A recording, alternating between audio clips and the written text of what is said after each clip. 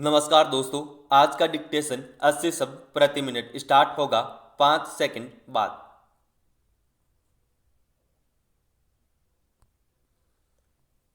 Start.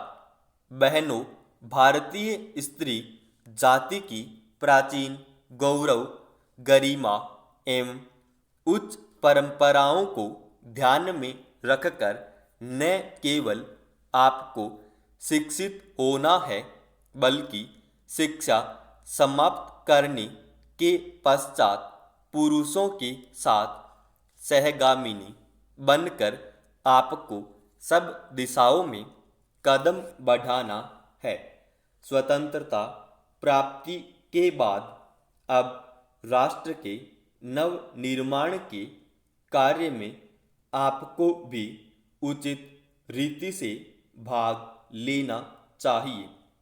यह सब तभी संभव हो सकता है जब हम वर्तमान शिक्षा पद्धति की कमियों एवं दोषों को दूर कर उसको अपने अनुकूल एवं उपयोगी बना सकेंगे। इस संबंध में मैं भी देश में परस्पर विरोधी विचारधाराएं प्रचलित हैं।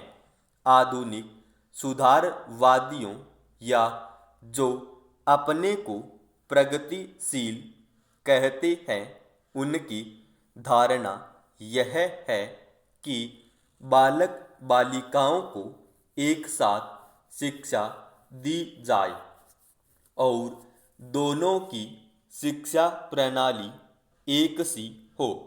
उनका यह भी विचार है कि स्त्रियों को न केवल शिक्षा पद्धति में ही बल्कि अन्य क्षेत्रों में भी पुरुषों के बराबर के अधिकार मिलने चाहिए तथा उन्हें संपूर्ण सामाजिक स्वतंत्रता होनी चाहिए। उन्हें समाज के समस्त व्यवसाय और व्यापारों में समान रूप से भाग लेना चाहिए और शिक्षा प्रणाली की रचना इन सब के अनुकूल होनी चाहिए। दूसरी ओर कट्टरपंथियों के विचार इनके विपरीत हैं। इस प्रकार स्त्री शिक्षा और अन्य बातों के संबंध में हमारे देश में वर्तमान समय में परस्पर विरोधी विचारधाराएं प्रचलित है। इन दोनों में से कौन सी विचारधारा उपयुक्त हो सकती है और किसके द्वारा हमारी संस्कृति एवं सभ्यता फल फूल सकती है, इस पर हमें ध्यान देना आवश्यक है। जहाँ तक मेरा अपना विचार है, मैं समझता हूँ कि हमारे लिए इन दोनों के बीच के मार्ग को अपनाना श्रेयस्कर होगा। वर्तमान शिक्षा पद्धति के आदर्श एवं उद्देश्यों में जो दोष पाए जाते हैं, उनके अतिरिक्त वह बहुत महंगी सिद्ध हो रही है। प्रतिवर्ष हम अपने शिक्षालयों द्वारा हजारों विद्यार्थियों को तैयार करते हैं, जिनमें से बहुतों को नौकरियां न मिलने पर जीविका चलाना बहुत कठिन हो जाता है। इस प्रकार हम अपने शिक्षालयों द्वारा जहां काफ़ी संख्या में विद्यार्थी बेकार तैयार होते देखते हैं, वहां फैशन परस्त भी तैयार होते देखते हैं।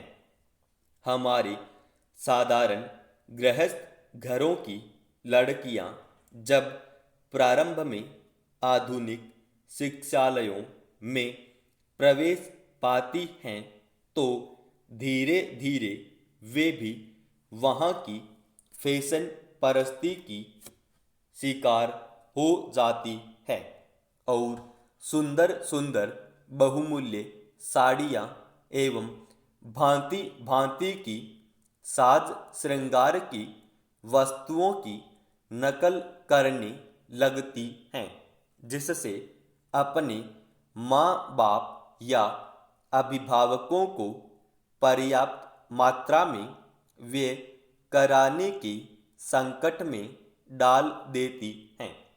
ऐसी शिक्षा प्राप्त कर जब वे स्कूल या कॉलेज छोड़कर जाती हैं तो उनका जीवन भार स्वरूप होने का भय रहता है, क्योंकि जीवन के कार्य क्षेत्र में वह अपव्ययी शिक्षा पद्धति धनोपार्जन के उपयुक्त सिद्ध नहीं हो सकती। यह नौकरी की आशा भी पूरी नहीं कर सकती और अंत में यह शिक्षा उनके लिए निकम्मी मालूम पड़ती है। इसलिए हमें सचेत होकर सोचना है कि क्या वर्तमान शिक्षा पद्धति ही हमारे लिए उपयुक्त है। समाप्त।